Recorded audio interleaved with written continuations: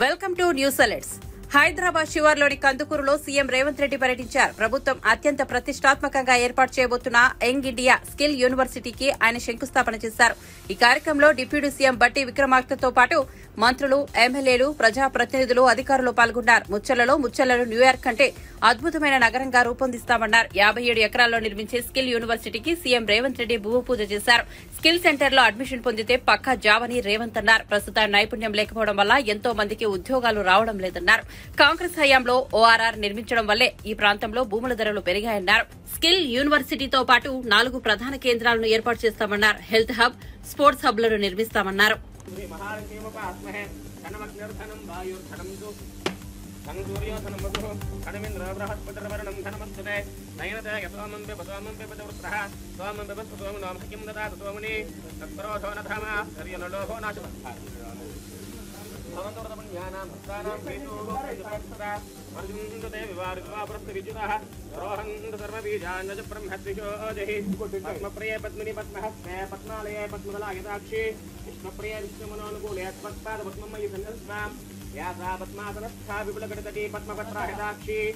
गंभीरा वर्तनाभिस्तनभरणवता शुभ्रवस्त्रोत्रया लक्ष्मीर्दिव्यर्गजेन्द्रैर्मणिकण्डजयस्नापितः मुकुम्भैः पद्महस्ता मम वसुतः सर्वमाङ्गल्ययुक्ता लक्ष्मीं वीरभद्रराजतनयां वीरङ्गधामेश्वरीं आदिभूतसमस्तदेवनितां लोकैकदीपाङ्गरां श्रीमन्मन्दकटाक्षलब्धब्रह्मेन्द्रगङ्गाधरां वां त्रैलोक्यकुटुम्बिनीं वन्दां वन्दे मुकुन्दप्रियां लक्ष्मीर्मोक्षलक्ष्मी जयलक्ष्मी सरस्वती श्रीलक्ष्मीर्वरलक्ष्मी सुभृन्नाम सर्वदा पराङ्कुशभाषमभीतमुद्राङ्करैर्वहन्तिङ्गमलापरस्थां आलार्ककोटिप्रतिभां प्रयच्छां वदेहमुद्वां जगदीश्वरीन्दां सर्वमङ्गलमाङ्गल्ये शिवे सर्वार्थसाधिके शरण्ये त्र्यम्बके देवी नारायणि नमोस्तुते महादेवी जगन्महे मधुपूरणन्ददाति तालेति एकतब्रह्मणं भारति एकविद्मानायुक्तेजो दधाति नमस्कुरामि हर नमः पार्वतीपतये हर हर महादेव रेणुकुण्डलवारा वेङ्कटरमण गोविन्द गोविन्द श्रावणे भगवती फलनीरफलावृता नमः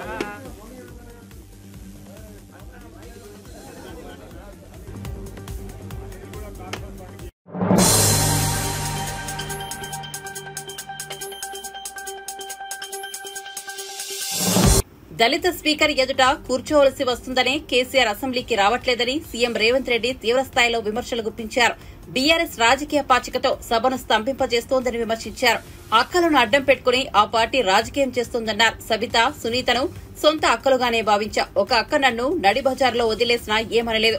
ఇంకొక అక్క కోసం ఎన్నికల ప్రచారానికి వెళ్లాను. అప్పటి కేసులో ఇప్పటికీ కోర్టుల చుట్టూ తిరుగుతున్నాను.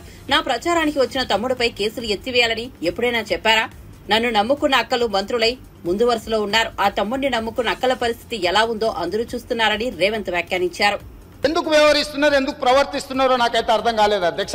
మేము బాధ్యతాయుతంగా ఒక బాధ్యత నెరవేర్చాలి. ఒక గురుతరమైన బాధ్యత తెలంగాణ లక్షలాది నిరుద్యోగ యువకులు ఇవాళ మా మీద పెట్టినారు. ఈ బాధ్యత నెరవేర్చాలని రోజుకు 18 గంటలు కష్టపడి ప్రపంచంతో పోటీపడి సాంకేతిక నైపుణ్యాన్ని పెంచి నిరుద్యోగ యువకులకు ఉద్యోగ అవకాశాలు కల్పించాలని పట్టుదలతో మేము ముందుకెళ్తున్నాం అధ్యక్ష.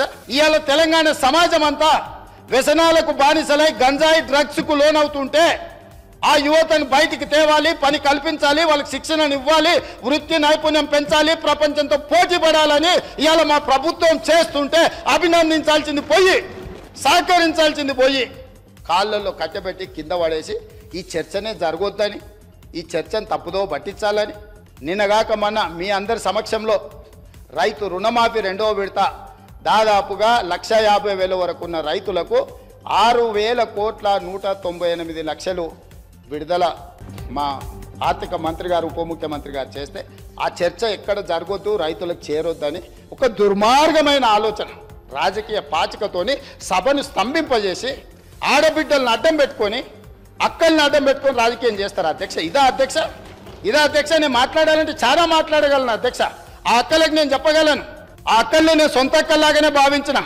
ఒక అక్క నన్ను నడి బజార్లో వదిలేసిన నేనేమనలే. ఇంకొక అక్క ఎలక్షన్కి పోతే నా మీద 2 క్రిమినల్ కేసులు అయిన ఈ రోజుకునే కోర్టుల చుట్టూ తిరుగుతున్న అధ్యక్ష.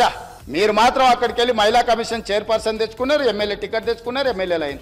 నేనేమన్నా అధ్యక్ష నా మీద కేసులు తీయాలని? అరే తమ్ముడు నా ఎలక్షన్కి వచ్చిండు, ఆయన మీద ఎందుకు కోపం, కేసులు తీయండి అని ఎప్పుడని చెప్పిండ్రు అధ్యక్ష? అయినా నేను అక్కలు నేను అడగలేదు కదా అధ్యక్ష, ఏమనలే కదా. అక్కలుగానే భావించిన, సొంత అక్కలే అని నేను భావిస్తున్నా అని చెప్పిన అధ్యక్ష. నా కుటుంబ సభ్యురాలు సీతక్క అని చెప్పిన. ఎంత అవమానకరంగా మాట్లాడిండ్రు అధ్యక్ష సీతక్క పట్ల. ఇవాళ సోషల్ మీడియాలో ఒక వీడియో పెట్టిర్రు అధ్యక్ష. నేను అది చూపిస్తే సభ గౌరవం తగ్గుతుంది కాబట్టి చూపించట్లేదు. ఇవాళ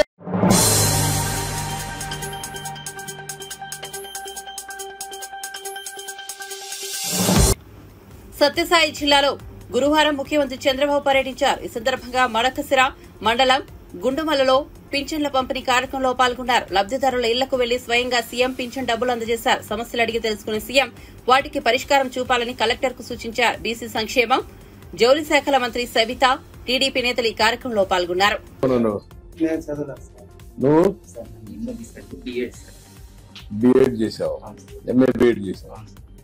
నీ భార్య కూడా టీచర్ గా పనిచేస్తుంది. ఎక్కడ డ్రామా? నువ్వు బిఎస్సీ బీఎడ్ చేసావా? బిఎడ్ కూర్చో. నువ్వు టీచర్ గా పనిచేస్తావు, ప్రైవేట్ స్కూల్ చేస్తావమ్మా? నీ పిల్లలు ఇద్దరా? ఎక్కడ వాళ్ళిద్దరు? ఏట్రా నువ్వు పాప, ఇంకొకరు నువ్వమ్మా ఏం చదువుతావు? ఎక్కడ నువ్వు? ఎక్కడ? Sentence English medium. మీ అమ్మ చదువుకుని కాబట్టి నువ్వు కూడా చదివిస్తుందా? మీ నాన్న కూడా చదివిస్తున్నా లేదా? ఇద్దరున్నా?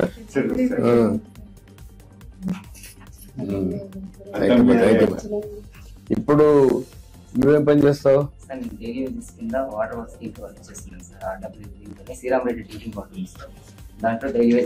ఇప్పుడు నువ్వు టెక్నాలజీ ఏం నేర్చుకోలేదా?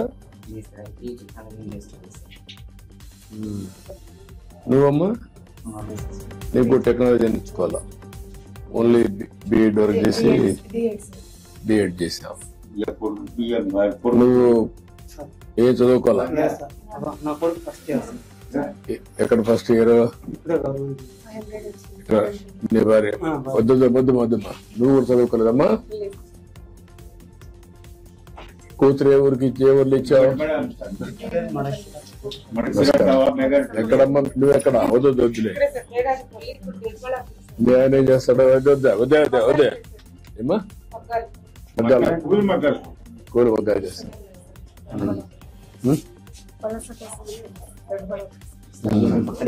పక్కన ఓకే గుడ్. అది చూశాను.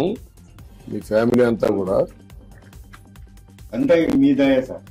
ఇంకా వీళ్ళు కూడా పైకి రావాలి కదా, పైకి రావాలి.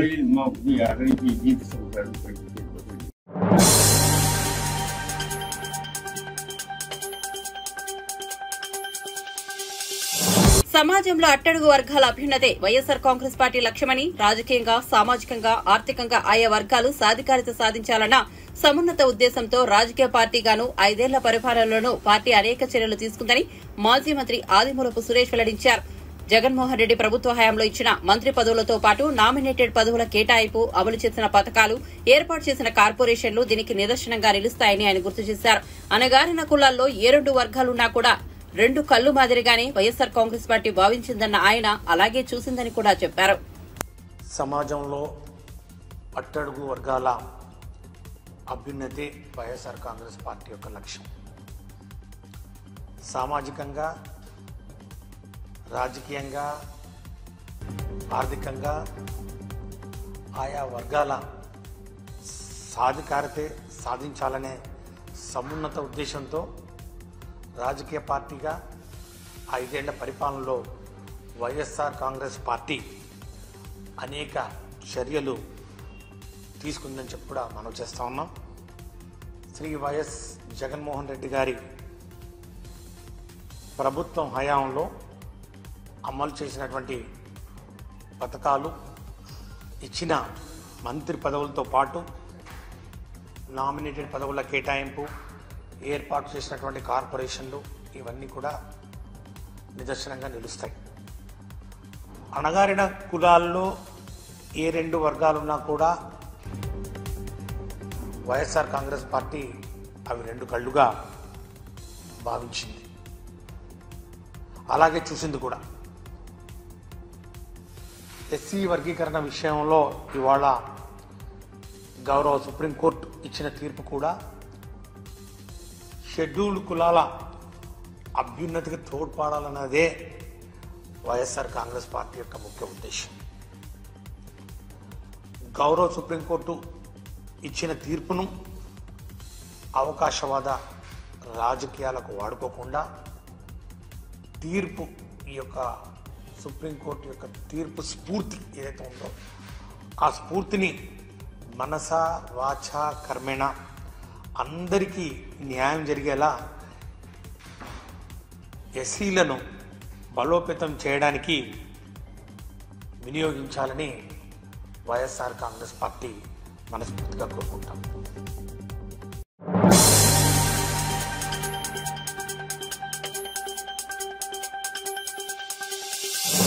ఎన్డీఏ ప్రభుత్వం అధికారం చేపట్టాక మెట్రోను 16 రాష్ట్రాలకు విస్తరించామని బీజేపీ ఎంపీ ఈటెల రాజేందర్ అన్నారు. ట్రాఫిక్ సమస్యలు తీరాలంటే ఆర్యూబీలు నిర్మించాల్సి ఉంటుందన్న ఈటెల వాటి అభివృద్దికి రాష్ట ప్రభుత్వం సహకరించడానికి సిద్దంగా లేనట్లు ఉందని వ్యాఖ్యానించారు. మల్కాజ్గిరి నియోజకవర్గంలో రైల్వే శాఖ పరంగా ఎన్ని సమస్యలున్నా త్వరలోనే సమావేశం ఏర్పాటు చేసి పరిష్కారం చేస్తామని ఆయన స్పష్టం చేశారు. ఈ సందర్భంగా కాంగ్రెస్ పై పలు విమర్శలు గుప్పించారు. ఉప్పల్ ఆర్ఓబీ ఎన్నో సంవత్సరాల క్రితం శాంక్షన్ చేసింది. దాదాపు 200 కోట్ల రూపాయలతోటి ఆ 4 లేన్ రోడ్ తయారు చేసినాం. కానీ కేవలం రైల్వే పోర్షన్ మాత్రమే కొంత పెండింగ్ ఉందని చెప్పినప్పుడు దాన్ని కూడా వెంటనే పరిష్కరిస్తామని చెప్పడం జరిగింది. ఇవాళ రైల్వేస్ విషయంలో ఎన్డీఏ ప్రభుత్వం నరేంద్ర మోడీ గారి నాయకత్వంలో ఎక్కడ ఏ సమస్య ఉన్నా కూడా ఫండ్స్కి కొరత లేకుండా, పనికి కూడా కొరత లేకుండా శీఘ్రంగా పూర్తి చేసే దానికోసం ఇవాళ ఒక డిపార్ట్మెంట్ ఏర్పాటు చేసి ఒక వ్యవస్థగా ఏర్పాటు చేసి చేస్తూ ఉన్నారు. కాబట్టి డెఫినెట్గా మల్కాగిరిలో రైల్వే పరంగా ఏ సమస్యలు అయితే ఉంటే అవన్నీ కూడా పరిష్కరించే ప్రయత్నం చేస్తాం. అదేవిధంగా రైల్వే హాస్టల్కి వెళ్ళి కాలనీలకు కానీ బస్సులకు కానీ బాటలు బంద్ చేసే పద్ధతి ఉంది. దాని మీద కూడా మేము వారికి విన్నవించినప్పుడు డెఫినెట్గా దాన్ని ఒక అంచు నుంచి వెళ్ళి, ఎందుకంటే ప్రభుత్వ యూటిలిటీ కావచ్చు, ప్రభుత్వ ఆస్తులు, ప్రభుత్వ ప్రాపర్టీ ప్రజల అవసరాల కోసం ఉపయోగపడుతుందని చెప్పడం జరిగింది. డెఫినెట్గా మల్కాగిరి నియోజకవర్గంలో రైల్వే డిపార్ట్మెంట్ పరంగా ఎన్ని సమస్యలతో సతమతమైనరో, బాధపడరో ఆ సమస్యలు తప్పకుండా అతి త్వరలోనే ఇలా మీటింగ్ ఏర్పాటు చేసి చేస్తామని చెప్పి మనం చేస్తూ ఉన్నాం. తర్వాత నేను తెలంగాణ గురించి అనేక కొత్త రైల్వే లైన్, ఇలా కోల్ మైన్స్ సంబంధించినటువంటి కొత్త రైల్వే లైన్ కానీ, ఇలా కరీంనగర్ నుంచి వెళ్ళి అసెంబ్లీ రోడ్డు సంబంధించిన కొత్త లైన్లు కానీ ఇలాంటి అనేక వాటిని ప్రస్తావించడం. 30,000 కోట్ల పైచిలకు డబ్బులతో ఇవాళ రైల్వే పనులు శీఘ్రంగా కొనసాగుతా ఉన్నాయి. ఒక 500 కోట్ల రూపాయలతోటి చెర్లపల్లి టర్మినల్ కావచ్చు, 750 కోట్ల రూపాయలతోటి సికింద్రాబాద్ రైల్వే స్టేషన్ కావచ్చు, ఇలా 350 కోట్ల రూపాయలతో కాచిగూడ రైల్వే స్టేషన్ కావచ్చు, 400 కోట్ల రూపాయలతోటి 350 నుంచి 400 కోట్ల రూపాయలు నాంపల్లి రైల్వే స్టేషన్ కావచ్చు. రైల్వే స్టేషన్లు ఇలా ఎయిర్పోర్ట్లను తలపించే పద్ధతి నిర్మాణం చేస్తారు. ఇవాళ అమృత్ రైల్వే స్టేషన్ల కింద ఇవాళ 39 రైల్వే స్టేషన్లు కూడా బాగు చేస్తారు. ఇలా జిహెచ్ఎంసీ పరిధిలో ఉన్న రైల్వే స్టేషన్లను కూడా పొద్దున పూట వాకర్స్కి ఉపయోగపడే ఆస్కారం ఉంది కాబట్టి వాటి ఫేస్ లిఫ్ట్ చేయమని కూడా చెప్పడం జరిగింది. ఇవాళ నీళ్ళ సౌకర్యం కావచ్చు, దాని ఫేస్ లిఫ్టింగ్ కావచ్చు, టాయిలెట్ సౌకర్యం కావచ్చు, ఇవన్నీ కూడా చేయమని చెప్పినాం. డెఫినెట్గా ఇవన్నిటి పట్ల ఒక మంత్రి గారితో ఒక మీటింగ్ ఏర్పాటు చేసి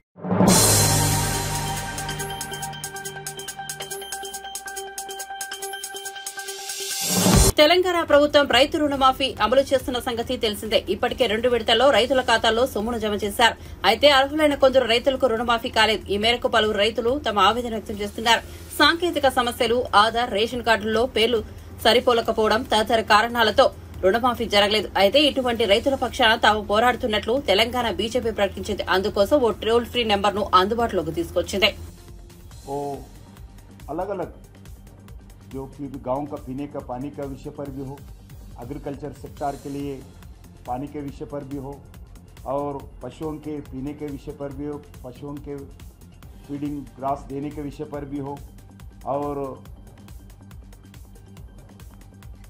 ग्राउंड वाटर लेवल बढ़ाने के लिए विषय पर भी हो. जो पूर्वजों ने बहुत वाटर पॉइंट्स डेवलप किया था, मगर आज सब एंक्रोचमेंट के कारण, अलग अलग कंसंट्रेशन नहीं रहने के कारण बहुत टैंक्स आज दिख रहे नहीं. मगर सो भी गाँव में आज भी गाँव जो एग्रीकल्चर इस प्लांट के द्वारा भी डेवलपमेंट होते रहते हैं। इसलिए जो भी आज अपना कोल मिनिस्ट्री के द्वारा डिकोलिंग हुआ उस जगह पर और अलग अलग गांव के आजू बाजू अपने माइंस के आजू बाजू रहने वाले जितने भी हो सकता है सभी जगह अपन आज इस ट्रेडिशनल वाटर बॉडीज़ को डेवलप करने के लिए जो निर्णय किया है ये आने वाले दिन में अच्छे लाभ रिजल्ट समाज को मिलेगा और देश के विकास में कोल का जितना भी जिम्मेदारी होगा, जितने भी इम्पोर्टेंस होगा, उसके साथ साथ जो पानी का भी उतना भी इम्पोर्टेंस है। इसीलिए हम जितने भी कोल माइनिंग के कारण जितने भी अपने एनवायरनमेंट का प्रॉब्लम होता है उसको बैलेंस करने का जिम्मेदारी भी अपने पास है, हम भी अपन करना है। इसी दृष्टिकोण से जितने भी और वाटर बॉडीज़ डेवलप करते हैं उसके आजू बाजू ग्रीनरी भी साथ साथ डेवलपमेंट करना चाहिए।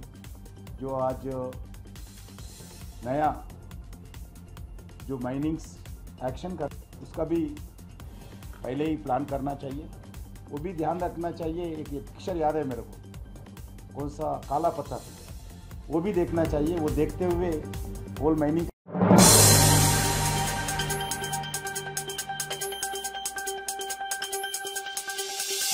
కాంగ్రెస్ అధికారంలోకి వచ్చాక ప్రజాపాలన, ఇందిరమ్మ పాలన, సోనియమ్మ నాయకత్వం అంటూ ఊదరగొడుతున్నారని ఎమ్మెల్యే సబితా ఇంద్రారెడ్డి విమర్శించారు. కాంగ్రెస్ ప్రభుత్వం ఏర్పడటంతో మహిళల పాత్ర ఉందని, రాష్ట్రంలో ఎప్పుడు ఏం జరుగుతుందో అని అమ్మాయిలు ఉన్న తల్లిదండ్రులు వణికిపోతున్నారన్నారు. నేను అసెంబ్లీలో మాట్లాడిన తర్వాత రాష్ట్రంలో 5 అత్యాచారాలు జరిగాయని, అసెంబ్లీలో 3 మహిళా ఎమ్మెల్యేలు 4.5 గంటలు నిల్చుంటే మాకు మైక్ ఇవ్వలేదన్నారు సబితా ఇంద్రారెడ్డి. ఆడబిడ్డలకు మైక్ ఇవ్వడానికి రేవంత్ రెడ్డికి ఎందుకు భయం అని ఆమె ప్రశ్నించారు. సీఎం సీట్లో రాజశేఖర రెడ్డి, రోషయ్య, కిరణ్ కుమార్ రెడ్డి, చంద్రబాబు నాయుడు, కేసీఆర్ లాంటి నాయకులను చూశామని, మేము నిల్చుంటే కాంగ్రెస్ సభ్యుల కళ్లలో రాక్షస ఆనందం కనిపించిందన్నారు. అసెంబ్లీ నడుస్తున్నప్పుడే మరొక 5 ఇలాంటి సంఘటనలు జరిగినాయంటే ఎక్కడ రాబట్టుకోవాలి సమాధానం? అసెంబ్లీలోనే చెప్పాలి కదా. దీని కన్సర్న్ మినిస్టర్ ఎవరున్నారు? గౌరవ ముఖ్యమంత్రి గారే కదా. ఈరోజు అడుగుదామని ఉదయం నుండి 10 o'clock నుండి మొదలు పెడితే 2.5 గంటల వరకు మించుమించు అంటే 4.5 గంటలు నిల్చుంటే కూడా, ఆడబిడ్డలుగా మేము 3 4.5 గంటలు అసెంబ్లీలో నిల్చుంటే కూడా కనీసం మైక్ ఇవ్వడానికి భయపడతా ఉన్నారు. ఎందుకంత భయం అండి ముఖ్యమంత్రి గారు? ఆడబిడ్డలకు మైక్ ఇస్తే వాస్తవమే మాట్లాడతారు. ఏది తిమ్మిని పంపించేసే శక్తి ఆడబిడ్డలకు ఉండదు. వాస్తవం మాట్లాడే ప్రయత్నమే చేస్తూ ఉంటాం. కానీ ఈరోజు మైక్ ఇవ్వడానికి నిజంగానే చరిత్రలో ఉండిపోతుంది. రేవంత్ రెడ్డి గారు ముఖ్యమంత్రిగా ఉన్నప్పుడు, కాంగ్రెస్ ప్రభుత్వం అధికారంలో ఉన్నప్పుడు అసెంబ్లీలో 3 ఆడబిడ్డలు 4.5 గంటలు నిలబడితే కూడా మైక్ ఇవ్వలేరనే మాట చరిత్రలో ఉండిపోతుంది. ఖచ్చితంగా మార్పు తీసుకొచ్చున్నారు మీరు. నిజంగానే ఆ సీట్ సైడ్ చూస్తూ ఉంటే, ఈరోజు ముఖ్యమంత్రి గారు కూర్చున్న సీట్ సైడ్ చూస్తూ ఉంటే ఎలాంటి మహానుభావులను ఆ సీట్ మీద చూసాం కదా. ఒక రాజశేఖర రెడ్డి గారిని చూసాం, చంద్రబాబు నాయుడు గారిని చూసాం, కేసీఆర్ గారిని చూస్తున్నాం, రోషయ్య గారిని చూసాం, కిరణ్ కుమార్ రెడ్డిని చూసాం. ఇంతమంది ముఖ్యమంత్రులను అక్కడ చూశాను కదా. అక్కడ ఎవరన్నా ఒకరు అందరు కనిపించారు ఈరోజు మాకు. అక్కడ వాళ్ళు ఉండుంటే అయ్యో ఆడబిడ్డలు నిల్చున్నారే, ముందు వాళ్ళకు ఒక అవకాశం ఇవ్వండి, మిగతా తర్వాత మాట్లాడదామని మాట్లాడేవాళ్ళు. కానీ మేము నిల్చుంటే వాళ్ళ మొహాలలో రాక్షసానందం కనిపించింది.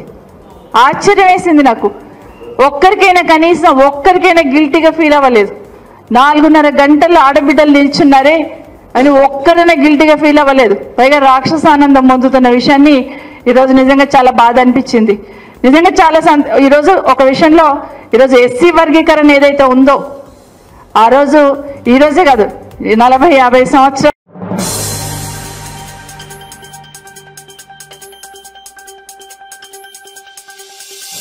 రైల్వే ప్రమాదాలపై ప్రతిపక్షాలు ప్రశ్నించడంతో పార్లమెంట్లో రైల్వే శాఖ మంత్రి అశ్విని వైష్ణవ్ కాంగ్రెస్ నేతలపై ఫైర్ అయ్యారు. ఇక్కడ అరుస్తున్న వారు 58 ఏళ్లు అధికారంలో ఉండి 1 కిలోమీటర్ కూడా ఆటోమేటిక్ ట్రైన్ ప్రొటెక్షన్ ఏర్పాటు చేయలేదు. రైల్వే మంత్రిగా మమతా బెనర్జీ ప్రమాదాలు తగ్గాయని చెప్తే వీరంతా చప్పట్లు కొట్టేవాళ్ళు. సోషల్ మీడియా, ట్రోల్, ఆర్మీతో కాంగ్రెస్ తప్పుడు విషయాలు లేవనెత్తుతోందని ఆయన మండిపడ్డారు. अध्यक्ष जी जो इस तरह से बोल रहे हैं वो उनको पूछिए कि वो 58 साल के अपने राज में 1 किलोमीटर पर भी एटीपी क्यों नहीं लगा पाए, 1 किलोमीटर भी पार्टी पे। आज ये प्रश्न पूछने की हिम्मत करते हैं, अपने कार्यकाल को देखे, अपने गिरबान में जाके, अपने गिरबान में पहले झांक के बताएं। इसी हाउस में ममता जी जब रेलवे मिनिस्टर थी, वो अपने एक्सीडेंट के नंबर बताती थी, 0.24 से 0.19 पे होने पर कितनी तालियां बजाते थे। आज 0.19 से 0.03 इंडेक्स होने पर आज इस तरह के आरोप लगाते हैं। क्या है ये बात? ऐसे देश चलेगा क्या माननीय अध्यक्ष जी? देश चलाने के लिए रेलवे की सुधारने के लिए सबको सहयोग करना पड़ेगा। ये ऐसे नहीं चल सकता। माननीय अध्यक्ष जी, जब इतनी बात कर रहे हैं, मैं एक और बात करना चाहूंगा। विपक्ष के कांग्रेस ने एक सोची समझी तरीके से, रणनीतिक तरीके से छोटे से छोटे विषय को अपने सोशल मीडिया की ट्रोल आर्मी के जरिए से इस तरह से उठाना चालू किया। अयोध्या जी के स्टेशन में पुराने स्टेशन की पुरानी दीवार थी, वो जब थोड़ी सी उसमें डैमेज हुआ तो समाजवादी पार्टी और कांग्रेस के हैंडल्स ने उसको तुरंत उठाना चालू किया। इस तरह के झूठ से कैसे देश चलेगा माननीय अध्यक्ष? 2 करोड़ पैसेंजर्स डेली यात्रा करते हैं। क्या उनके मन में ये भय भरना चाहते हैं? अध्यक्ष जी, मैं आपके समक्ष 12 लाख रेलवे एम्प्लॉई जो दिन रात मेहनत करते हैं, मैं रिक्वेस्ट करूंगा आप सब ताली बजा के पेट के उनका दम दिखाएं, उनको हिम्मत बढ़ाएं। पूरा देश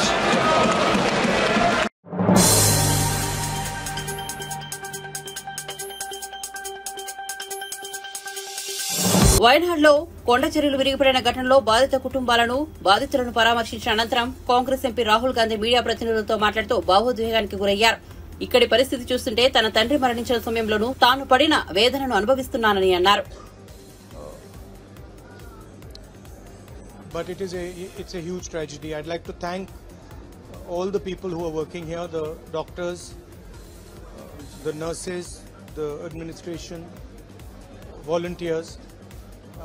I'm very proud of everyone who's working here, but it's very, very sad to see.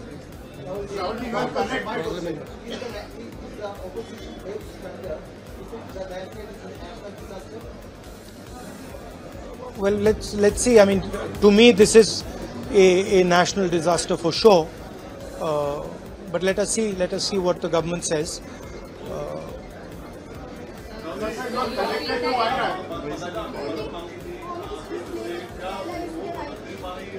Look, I don't think this is the place or the time to talk about political issues.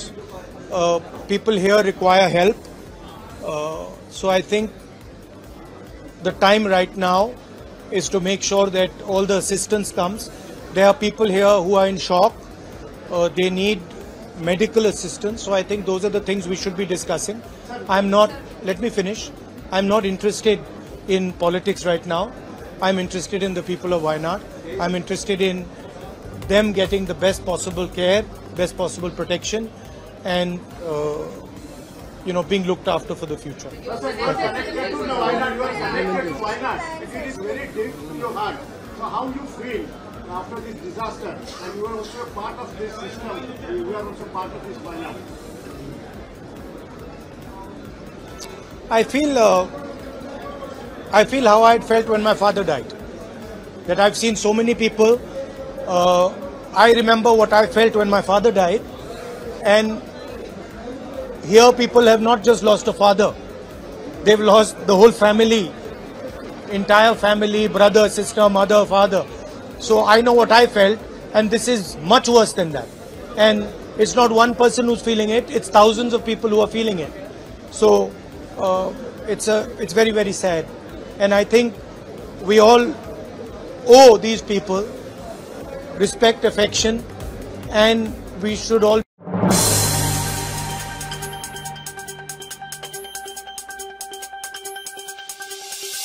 వయనాడ్లో కొండ చర్యలు విరిగిపడిన ఘటనలో బాధిత కుటుంబాలను స్థానికులను పరామర్శించిన అనంతరం Congress MP Rahul గాంధీతో కలిసి ఆ party నేత ప్రియాంక గాంధీ మీడియా ప్రతినిధులతో మాట్లాడారు. బాధితులను కలిసి వారితో రోజంతా గడిపామని, ఇది మాటలకు అందని మహావిషాదమని చెప్పారు. ప్రజల బాధలను చూసి చలించిపోయామని, ఇక్కడి పరిస్థితి చూస్తుంటే వారెంతగా నలిగిపోయారో మనం ఊహించవచ్చని వ్యాఖ్యానించారు.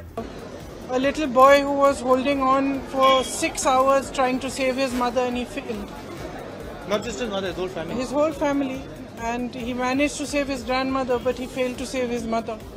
We can only imagine the kind of pain that people are suffering. And as my brother said, they've lost their entire families. So we are here to give as much comfort and support as we can, to help in any way we can. And I am also very proud to see how everybody is coming together, not just from Wayanad and from Kerala, but from the whole country, to help everybody who is going through this. And I think that at times like this, all of us should just do everything that we can to support our countrymen and those who are suffering. There's been a big tragedy in Himachal as well today. I think perhaps over 40 people have passed away there as well in a very similar situation. So our condolences and wishes for them also to get over this tragedy as best they can, and all our support and help to everybody. And I just have no words actually. Ma'am, there are so many people, excuse me, there are so many people who lost their whole family. Do you have anything in mind for them? So our state governments have also offered help. We are helping from here, and of course the administration here is also doing all they can. And when we're here tomorrow, we are thinking of sitting down and just chatting out how many affected people there are, what all we can do, what help is coming, how much support is coming, and how we can assist especially the children who are left on their own. So we'll be staying back. Yeah, and we're here. I think one thing is very clear, that everybody who has been affected, who is living in this area, most of them are saying that they don't want to go back and live in the same area, because it's not the first time it's happened there. So I think we'll have to think of some solution where they can be rehabilitated in a safer area. Lost family members, lost houses.